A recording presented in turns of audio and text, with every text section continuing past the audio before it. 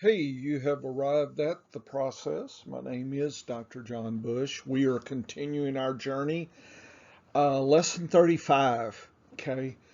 It is team analysis part one. I got a big block of material for looking at historic aspects of teams and fantasy points, fantasy football. This is all in part to try to increase your chances of winning your fantasy football drafts this year. So we will continue our lessons here. I thought I'd put together uh, this data.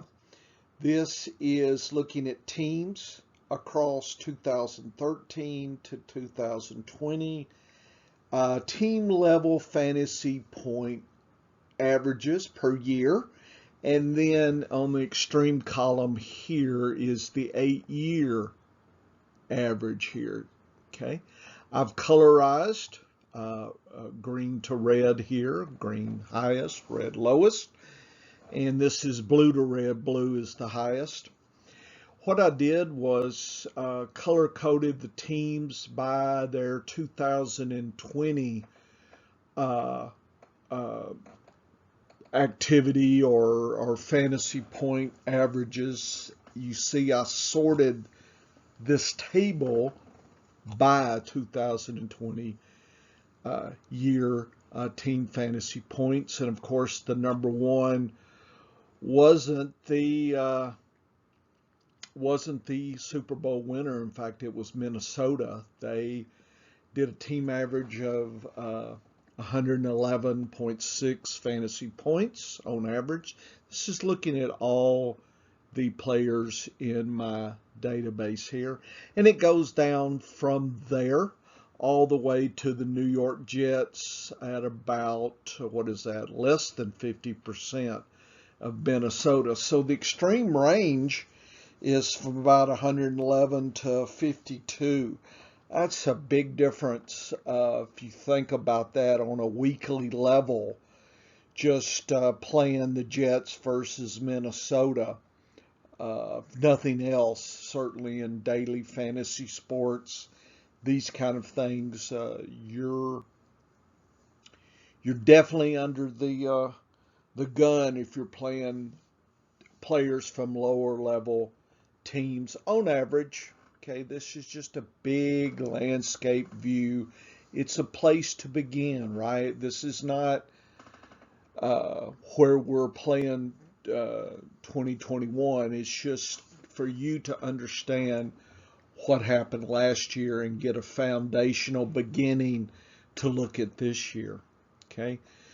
And along the way, I've highlighted with a blue circle the top year for each team in fantasy points. So Minnesota just did their top by a nice bit in 2020 here. And we go down Kansas City, the Rams, Seattle, Buffalo, Arizona. Buffalo was another one that just really stepped up. If you look at the 8 years or 7 years previous, only 2014 were they even close. So they really made an improvement with the quarterback. And then Tennessee also showed a nice improvement. You can see who did well in 2019. Seattle. Dallas, of course, losing Dak really derailed them. So if they can get back to the 2019, then they would have been the top. So that's the importance, I think, that Prescott was to the Dallas team. You know, can one player make a difference? I believe the data suggests it's possible. Houston also really peaked in 2019 and then just exploded downward in 2020. So I'm not sure what to make of that. There's been changes and shakeups.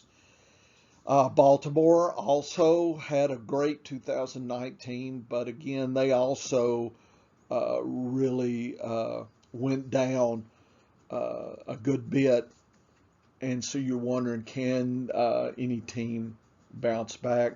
San Francisco also had a good 2019, but then dropped as well. So you wonder about ascending teams: Tennessee, Buffalo, Minnesota, and you worry about San Francisco, Baltimore, and Houston.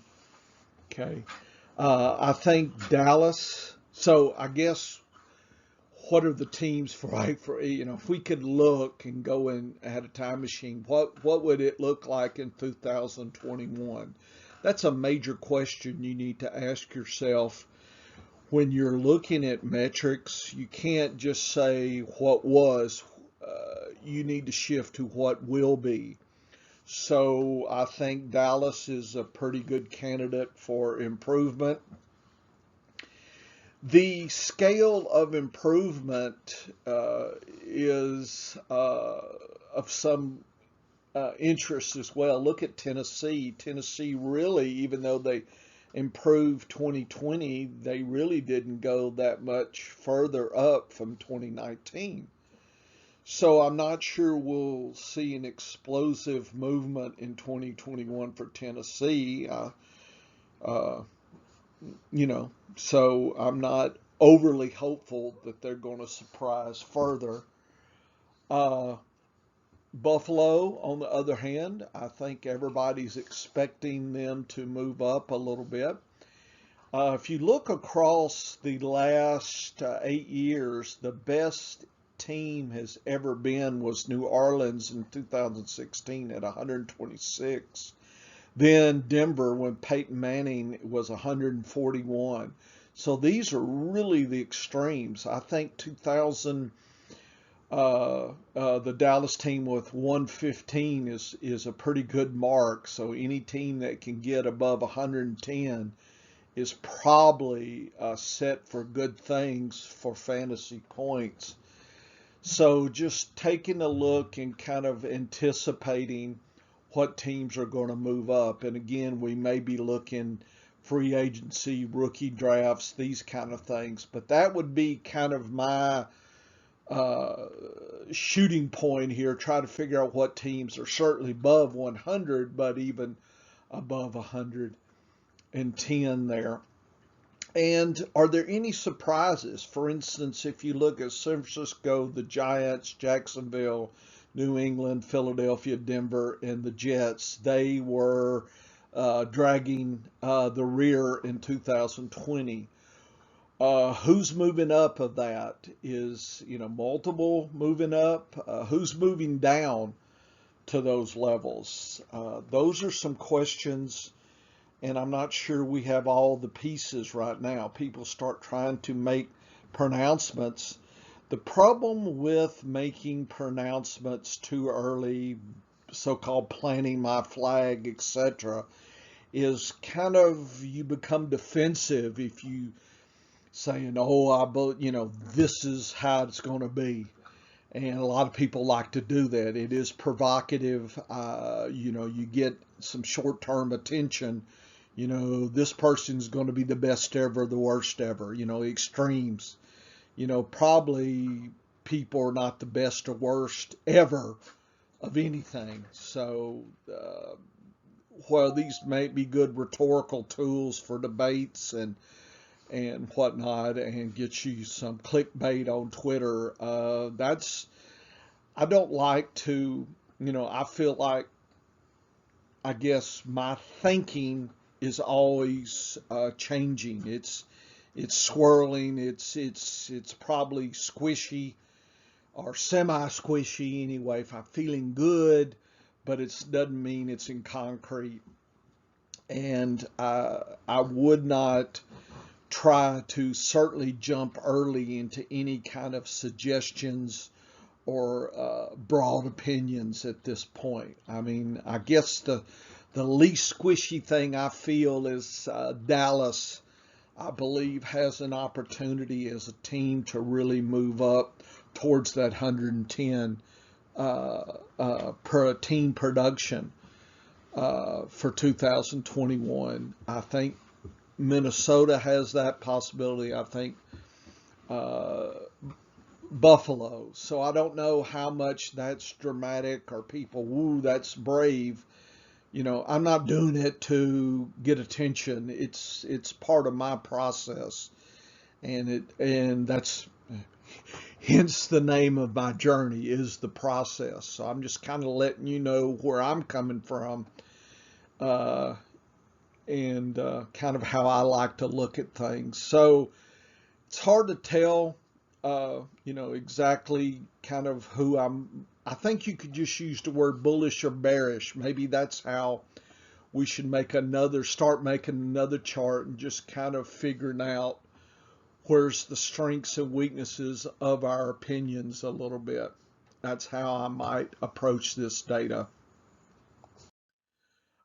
This is 2019 in red line, 2020 in green, and then uh, just looking at the trend in 2019, and I'm just comparing the 20 to 19.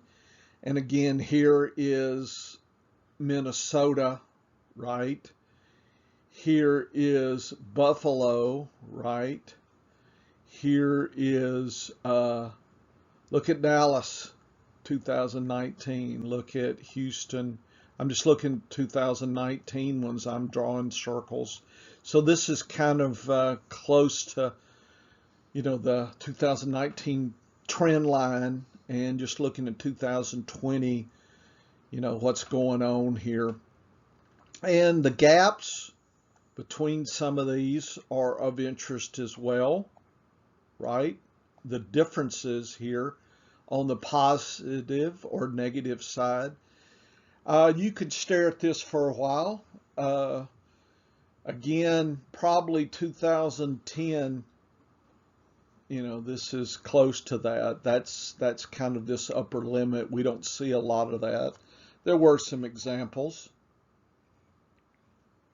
So I just kind of like to look and think about why the changes from the last year was, you know, I think with Dallas, it was an injury with Dak.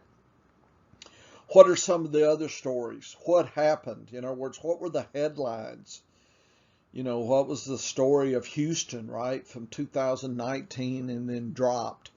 What about Baltimore? What about things like San Francisco, right? What was going on there? Think about Jacksonville, New England, Philadelphia, Denver. They all dropped last year. What's going on? Is that going to change or not change? So I guess there's questions, and part of our journey in the process that I like to use are questions. I think instead of statements, I like to phrase it as question. If you phrase it as a question, it inspires a search for an answer. Doesn't mean you've got the answer, but the journey, the inspiration, the movement towards trying to figure something out is what I'm trying to elicit as far as my process and for you. And if you hadn't figured it out, this is what, lesson 35. The amount of time I spend thinking about things is pretty significant. So, you've probably already stop listing those that, you know, just want something quick and easy. Just slap me a page down and let me follow something so I can drink a 6-pack of beer and hoot and holler. You'll be having some tears come playoff time is all I gotta say. What you do in your draft in August can cost you in December. So I don't plan to be shedding a lot of tears in December, hence my process. Okay, let's move on a little bit. And so then I started looking in blocks here of the different the different teams from 2020, and I have those in kind of a green color there. And we're talking Minnesota to Tampa Bay. Tampa Bay, of course, won the Super Bowl, and you know that always draws a lot of attention. It's hard to repeat. Maybe Tampa does it. Who knows? So this allows us to focus, and again, this is the journey of answering those questions. You know, what's going on here. So I think in the top teams, there are some teams that really excelled in 2020, kind of stayed the same in 2020, went down a little bit in 2020. So in the top group, I think there were stories about all of them here. And, you know, hopefully it inspires our 2021 thinking. And I have a nice graph showing 2019 versus 2020. With the most part, those that scored the nice points in 2020 tended to be better than 2019. Not all of them, right? Here's Seattle. They were about the same. Okay. The Rams actually did well, but they actually dropped. So that's interesting. Tampa Bay actually went down as well. And so what's going on there? So those three teams that I've highlighted may need a little deeper digging, right? And to kind of find out what happened. So 2021, what do we think here? I think team like Detroit with losing their quarterback is going to be of interest. The Rams, what's going on there? So those are two teams that probably right now I would suspect will drop, but don't know how far. You know, you don't know the actual level, but those are the ones that I'm thinking we need to pay attention to in this block here. And again, you have an opportunity to look at that. Something to consider also, another way to look at this is look at the average, and I should have labeled this 8-year average. Look at something like Buffalo here.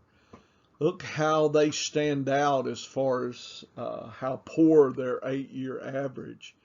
Yet they really woke up last year. So you would predict that they will probably stay at that level, maybe even move up some. Bunch of the others were around 80, right? These. And then the top two, Minnesota and Kansas City, were a little bit higher. So they were the top 8-year average guys. And so they've been consistent. In fact, both of them have been fairly good in the last 4 years. Okay, fairly good, right? Minnesota is probably better since 2018. And actually 2018, take a look, you know, what's going on, maybe 3 years, you know, the same, a little bit of a drop for the Rams, increase and stayed the same. Seattle really increased, nicely increased, kind of dropped a little bit, increased. So you just kind of start using this as a way to find the answers we're seeking here. Here's the next group, the block down. And again, in this group, we see that the 2019-2020 for some was fairly close. Okay, 2020 did a little bit. And then others, 2020 was really good. They really expanded. And again, others, we had a significant drop. So even in a block here, uh, there were still some different stories to be considered. So for 2021, who figures to move up a little bit? I mean, if you look at last year's trends, okay, uh, who's going to move up? Indianapolis, Pittsburgh, the Raiders, Green Bay all moved up a little bit. I think Pittsburgh moving back to where they were was just having their quarterback back. So I'm not sure uh, I'm not sure that they're going to have a spectacular 2021 season because I think their 2019 was out of bounds there. And if you look at their 8-year average, 2020 was a drop below that. So Tennessee, I'm assuming, stays near where they were. Not really hopeful that they'll move up. Uh, Indiana might move up a little. I'm unsure about that. I'm really not strong on any team in here that I'm thinking, wow, they're just going to increase. I guess the Raiders might be the only one. They really went above their 8-year average, and because they had a 2018 and 19 poor seasons, one might argue they're just getting back to where they were. So this may not change much. So maybe just finding teams that are not going to drop much can be interesting as well. So I would take a look and try to go into this block and dig a little deeper as well. Here's teams that had a poor 2020, not the worst, but a poor 2020. And again, the story for most of these is they decreased from 2019. I'm just kind of marking those. Wow, Baltimore really dropped down. New Orleans dropped down. Cincinnati dropped down. Washington actually moved up, right? Miami moved up some. That's of interest.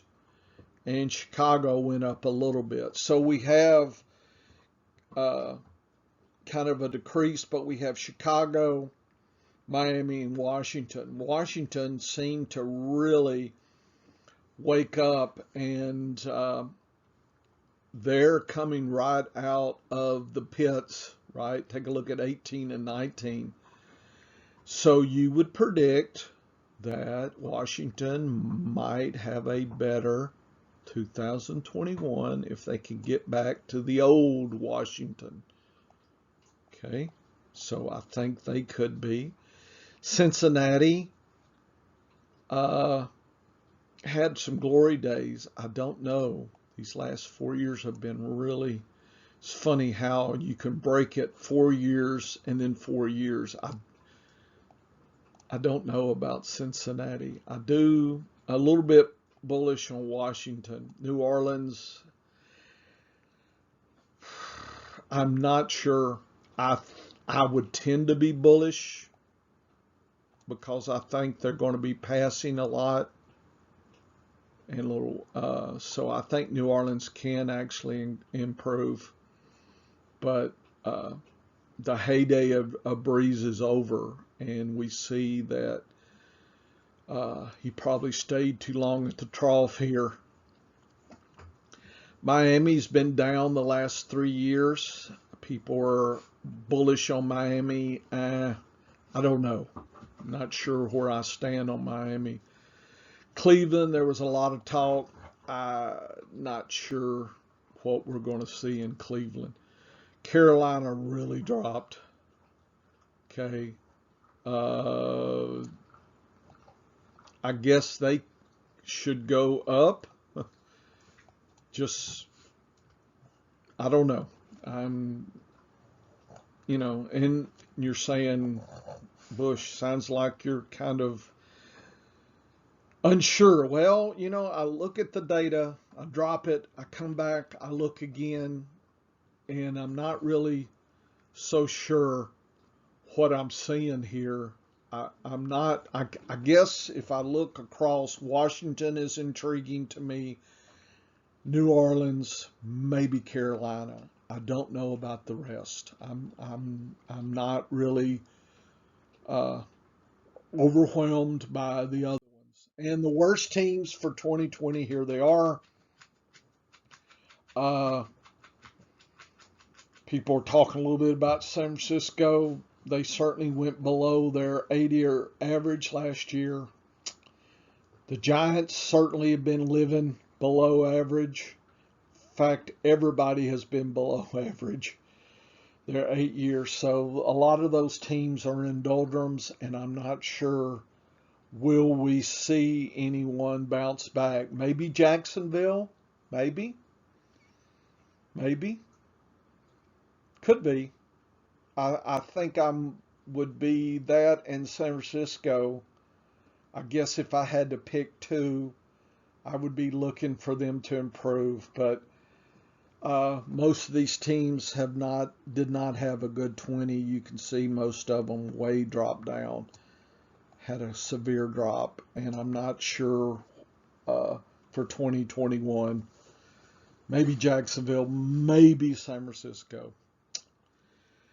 So I think when you go through the journey and think about the metrics a little bit, and then look at the draft coming up, free agency, I don't know, have we seen a lot of dramatic situations? Can one player improve a team so much? I think in Buffalo you saw that. I think in Dallas. So, but that usually, we're probably talking about quarterbacks. So you might pay attention to the movement of the quarterbacks to see where various quarterbacks went and make predictions about increases that way. I'm not sure there are records where somebody grabbed a rookie running back and the whole team improved super amount. I haven't done that metric. I haven't asked or answered that question, but that is a question. So if we look back, and here's your free question. So if we look back, other than quarterback, has there been any evidence of one player really moving a team dramatically, other than quarterback? I don't know. It's hard for me to remember if that's ever happened. Okay. So I think we can look at teams, their highs and lows, just to kind of see the range which some of these teams can bounce. I labeled the teams, the ones that were highest the highest in the difference.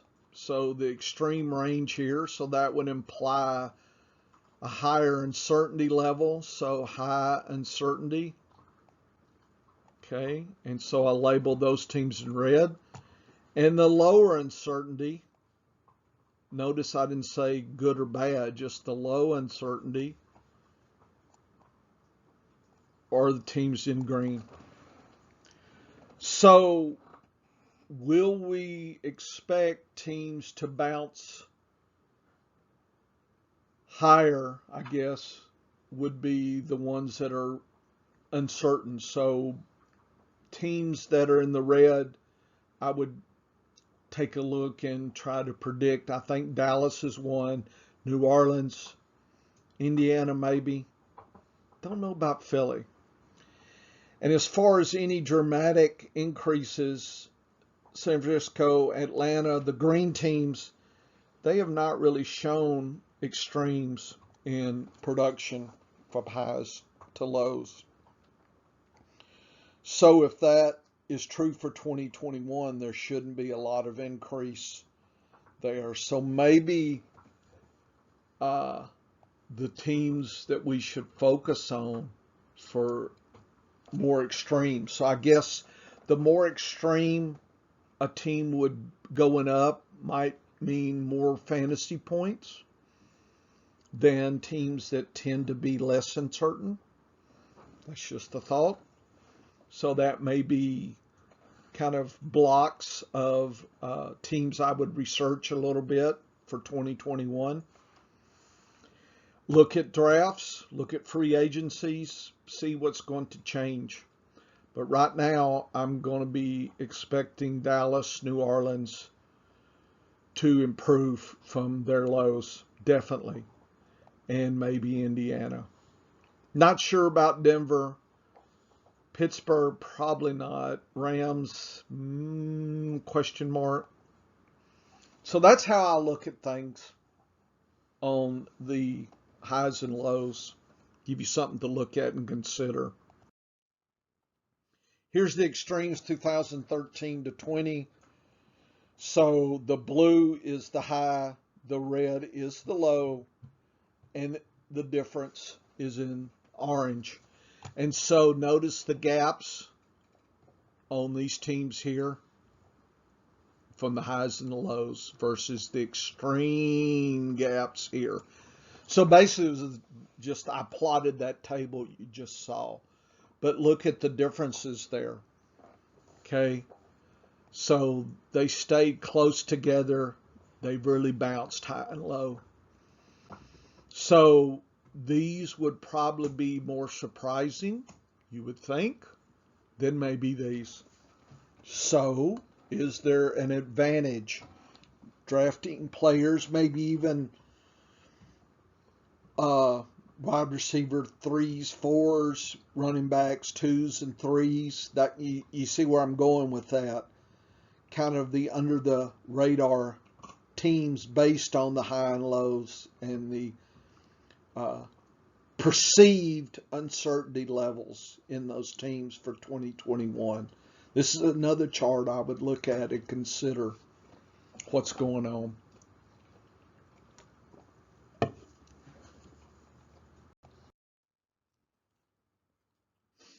Another way is compared to the eight-year average, and this is 2020 versus that 8-year average. Anything above 100 is above the 8-year average. So that puts it close to right there. So this would be the teams that have done well versus the last 8 years. These are the teams that have done worse. So we see really Buffalo, Minnesota, Rams, Seattle, Arizona, Tampa Bay, Tennessee, Kansas City, Detroit have all done well. But what's going to change? There's some teams in there, things are going to change. Detroit is one for sure. So this may not be pointing to a nice 2021 season. So just another way to kind of parse the data. Like I said, I'm kind of bullish on Dallas, just having Prescott back. Not sure about some of these others. They may be more running in place here. So consider this as a way to gauge the 2020 season and then ask the question, what's going to be in 2021 based on this? It would be hard to see so a dramatic increase in some of these teams, especially those here at the bottom, to really rally up here at the top. New Orleans can do it, maybe. Who else? I'm grasping at straws here. just take a look and ask yourself that question. Look at each team, look at where it's at, and consider what can be in 2021. Okay, so with all things being equal, you probably go to the team that's doing better, right? You would assume that they have a stronger offense, just kind of a heuristic rule of thumb. And ones that are weak, you probably don't want to play. Things like daily fantasy sports, you might get an early advantage. People are still halfway asleep and are thinking 2020 is repeating itself. Okay, so you might get some advantages early in the season looking at some of this big picture data here. Here is team fantasy points average versus 8-year average. Just again, another way to look at the data. This is just looking at the plotting those percentages, and you can see that Buffalo and Minnesota really stand out here. So why are Buffalo and Minnesota going to have a great 2021 season? Notice I didn't say they are. I just said, why are they? In other words, that's the question. Maybe the answer is they're not. This is another way. Take a look at these three.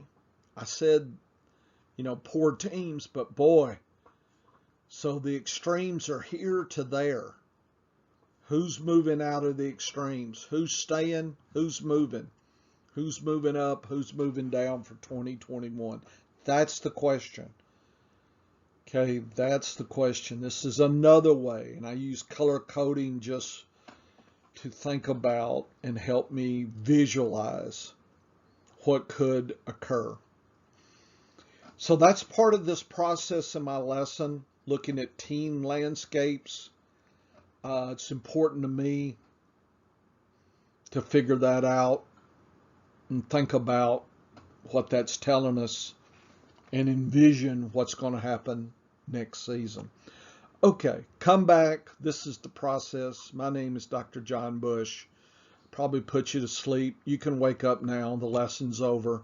Go on to your next class. Okay, come back soon. Thanks. Bye.